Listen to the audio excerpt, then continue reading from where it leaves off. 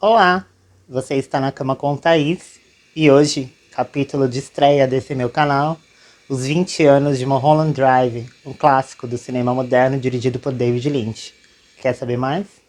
Então deita comigo.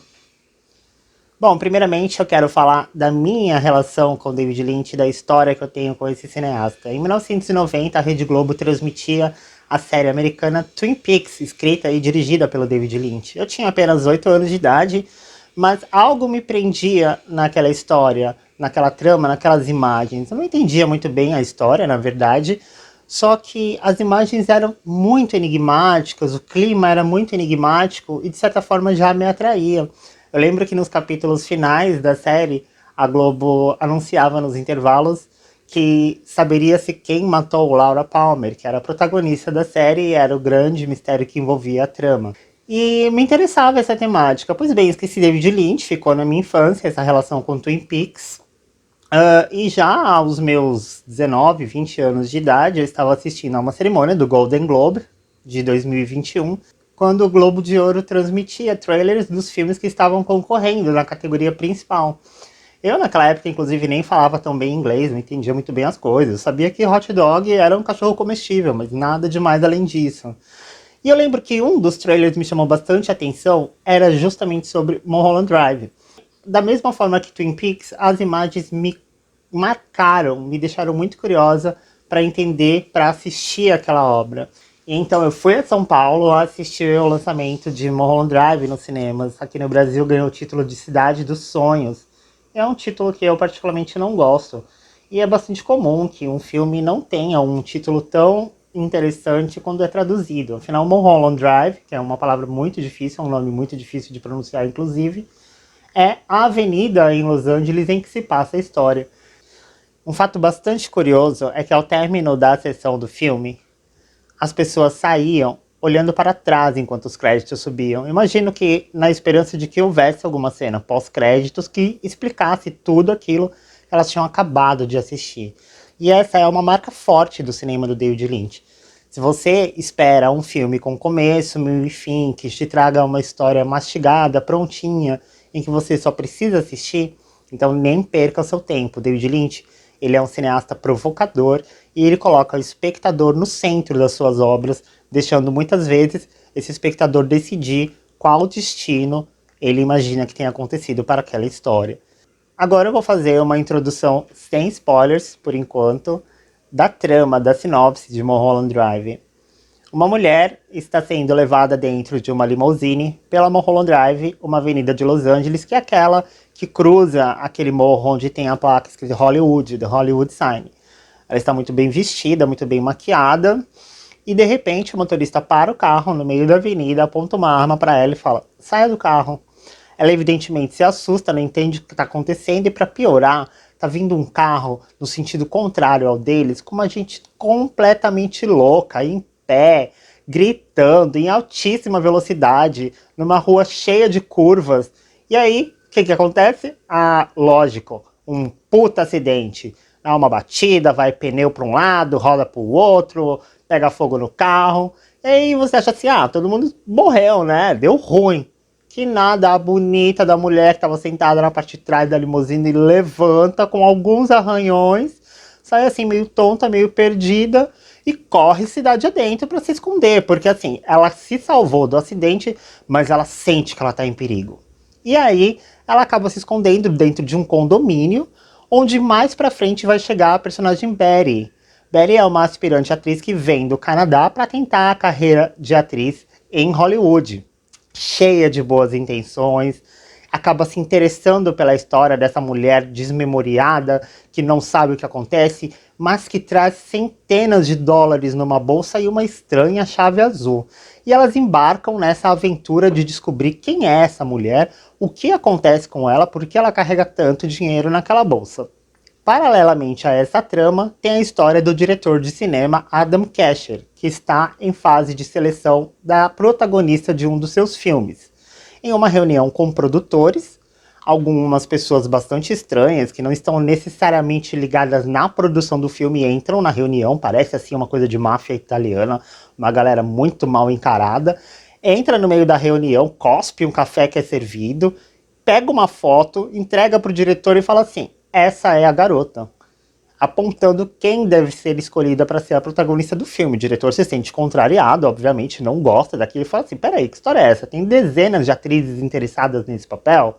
Posso considerar a indicação, mas não é isso. Aí as pessoas falam, é isso sim, essa é a garota, você tem que escolher essa garota. Ele, não, essa garota não entra no meu filme. Aí eles respondem simplesmente assim, esse filme não é mais seu. Já pensou? E aí ele se revolta, sai de lá muito puto, quebra o carro dos caras. E aí, pra piorar, logo em seguida ele percebe que a conta corrente dele foi esvaziada, ele tá falido, a produtora fecha as portas, ele ainda chega em casa e pega a mulher dele transando com o limpador de piscinas. Ou seja, ele ali tá numa situação bem complicada. E aí, tanto a dele, que está complicada, quanto a situação das duas mulheres que estão ali tentando descobrir aquele mistério referente à tentativa de assassinato da Morena, que está desmemoriada e assume o nome de Rita, essas histórias vão se tornando cada vez mais estranhas. E quando você acha que as coisas estão caminhando para uma solução, para você entender o que aconteceu com aquela mulher, para você perceber o que vai acontecer com aquele diretor falido, o David Lynch puxa o tapete e aí joga tudo para os ares. Sim, na parte final do filme, terceira parte do filme, tudo que você viu até então vai criar um nó, os personagens vão mudar de nome e você vai sair assim, o que aconteceu, o que eu acabei de assistir. E é justamente por isso que é um cinema tão enigmático e tão provocativo. É um cinema muito sensorial. Para ele é mais importante que você sinta as sensações que ele quer transmitir do que você de fato entenda aquilo que ele estava pensando quando escreveu o roteiro. Mas ele, de certa forma, deixou algumas dicas para os espectadores entenderem mais ou menos o que ele quis dizer com essa obra. E a partir dessas dicas, as pessoas foram formulando diversas teorias. Existem, inclusive, materiais criados em pós-graduação por psicanalistas, por profissionais da área de psicologia, de comunicação, de semiótica, a respeito desse filme. Por conta dos signos e dos elementos que aparecem tanto na primeira parte do filme, quanto nessa parte final, onde tudo está diferente, mas que essa ligação entre esses objetos, entre essas personagens, fazem todo sentido quando você tem uma compreensão um pouco mais ampla. Então, a partir deste momento, se você não assistiu, pode parar por aqui, titia não vai ficar magoada, porque agora eu vou falar um pouco com spoilers, tá bom? A respeito do porquê tudo fica tão diferente e tudo muda em Mulholland Drive. Na verdade, no começo do filme, David Lynch não é um cineasta covarde, não. Ele não faz assim, eu vou enganar todo mundo, chegar no final, eu vou falar que é uma coisa e vai ser outra coisa totalmente diferente. Não, não é isso. A segunda cena do filme mostra uma câmera no ponto de vista da personagem indo em direção ao travesseiro. E aí, quando ela chega nesse travesseiro, dá um fade out. A partir dali, a gente tem a cena da limusine andando pela Mulholland Drive, com uma trilha sonora incrível do Angelo Badalamenti, que trabalha com Lynch em outros filmes, inclusive atua em Mulholland Drive, faz um personagem em Mulholland Drive, e é uma música fúnebre, e você acompanha ali os créditos iniciais do filme enquanto essa limusine caminha pela Mulholland Drive. Então naquele momento, a partir do momento que a câmera entra no travesseiro, você está entrando em um sonho. E esse sonho é o sonho da personagem que até então você conhecia como Betty, e que no final do filme você vai ver que ela parece um pouco diferente, que ela não tem mais aquela alegria, aquele humor. Vamos falar assim, quem é essa moça que sonhou, quem é essa moça que deitou no travesseiro e teve esse sonho aí tão louco, né? Diane Selwyn é uma aspirante atriz que foi para Los Angeles com as suas poucas economias na esperança de conseguir trabalhos no cinema. Porém, ela acaba se deparando com uma realidade diferente do que ela imaginava, que o talento nem sempre era o que abria portas para os atores, para as atrizes, e acaba se envolvendo amorosamente com uma atriz um pouco mais bem sucedida na época, que se chama Camila Rhodes, que é essa morena da limusine. Elas acabam tendo um envolvimento bastante grande, Camila arranja pontas para a Diane participar em seus filmes, mas num determinado momento, na cena do jantar, que é uma cena importantíssima para a compreensão desse aspecto do filme, Camila anuncia que vai se casar com o diretor Adam Kasher, que é o mesmo diretor que aparece na primeira parte do filme, dentro de um monte de confusão. A partir daquele momento, a vida de Diane vira um inferno. Ela já tá se sentindo mal naquele jantar, ela tá sendo maltratada de certa forma, ela tá vendo coisas que ela não gostaria de ver, até imaginando coisas que ela pensa que poderiam estar acontecendo, é uma personagem bastante imaginativa, e aí ela decide mandar matar a Camila. Ela contrata um assassino profissional, e esse assassino profissional diz que quando o trabalho for feito, Diane encontrará uma chave azul. Esse é o símbolo de que Camila estaria morta. E então, Diane vai dormir depois dessa situação e acaba tendo esse sonho, que é uma mistura de sonho com pesadelo. Freud explica que os sonhos, eles são constituídos por memórias nossas, memórias de pensamentos, de coisas que a gente vê, e acabam ficando no nosso subconsciente, e a gente acaba projetando isso, vendo isso através dos sonhos. E é exatamente isso que acontece no sonho de Diane. Porém, nos sonhos de Diane, Camila aparece como uma mulher desmemoriada, que sobreviveu a uma tentativa de assassinato e, portanto, está vulnerável. E aí quem aparece? Ela mesma, Diane, só que com um outro nome, porque ela não poderia ser ela mesma. Ela tinha que ser uma outra pessoa para criar uma nova história, uma nova possibilidade. E então, ela como Betty é uma personagem leve, uma personagem cheia de boas intenções, com todo aquele frescor de quem está chegando em Los Angeles para tentar uma carreira e passa a ajudar essa mulher desmemoriada.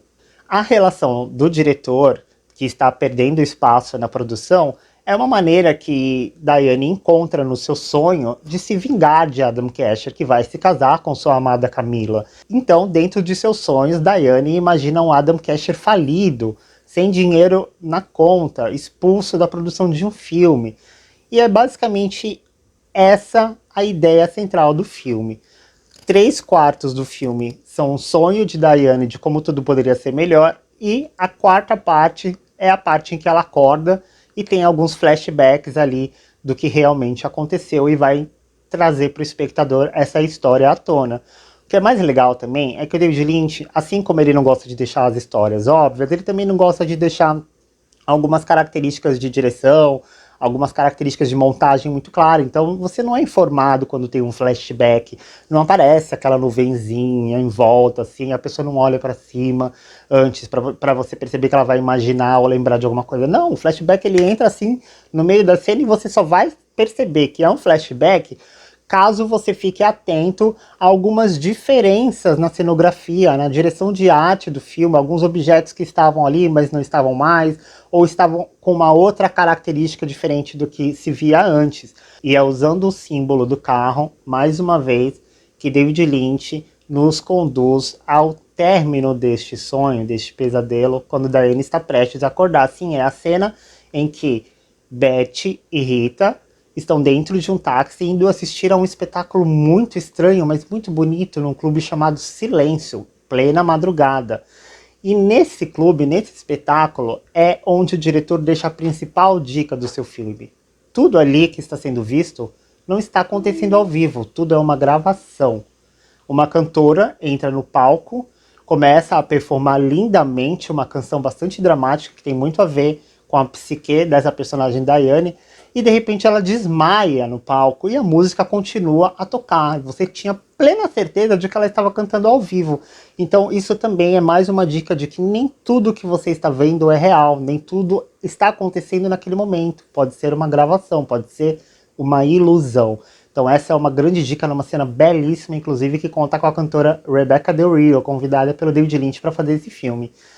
Fato curioso, que David Lynch escreveu esse roteiro e gravou um capítulo piloto para uma série que teria este mesmo nome e apresentou para os produtores da ABC, uma TV norte-americana. Os produtores assistiram, não gostaram, devolveram o material para o David Lynch e falaram assim: David, não vai rolar. A gente não gostou, achou esquisito e as atrizes estão meio velhas aí para esses papéis. David Lynch ficou chateado, obviamente, voltou para casa com o filme debaixo do braço. 1 ano e meio depois, ele teve um insight, pensou assim: o quê? Já sei o que eu vou fazer com essa história. Reuniu o elenco tudo de novo, chamou a equipe toda e falou assim: galera, vamos rodar mais 40 minutos aí que eu vou fazer um final para esse filme. E foi o que ele fez. Rodou os 40 minutos finais de Mulholland Drive 1 ano e meio depois e se tornou um dos maiores filmes da história do cinema, inclusive na lista aí do Instituto Britânico de Cinema como o melhor filme do século XXI. E em diversas outras listas de críticos de todo o mundo também é considerado um dos melhores filmes de todos os tempos. Mulholland Drive ganhou o prêmio de melhor direção no Festival de Cannes e foi indicado a 4 Globos de Ouro melhor filme, categoria drama, melhor direção, melhor trilha sonora, melhor roteiro, e foi indicado ao Oscar na categoria de melhor direção. Mulholland Drive também foi o filme que impulsionou a atriz Naomi Watts nos cinemas. Com toda essa história da produção de Mulholland Drive, David Lynch deixa uma grande lição para a gente não desistir dos nossos sonhos. Mesmo que você tenha um projeto muito bacana e porventura alguém não goste ou que não entre em algum edital, não deixa essa ideia morrer, pensa em viabilizar de alguma outra forma, que faz que nem ele fez, dá um tapa lá no final e de repente vira um dos melhores filmes de todos os tempos.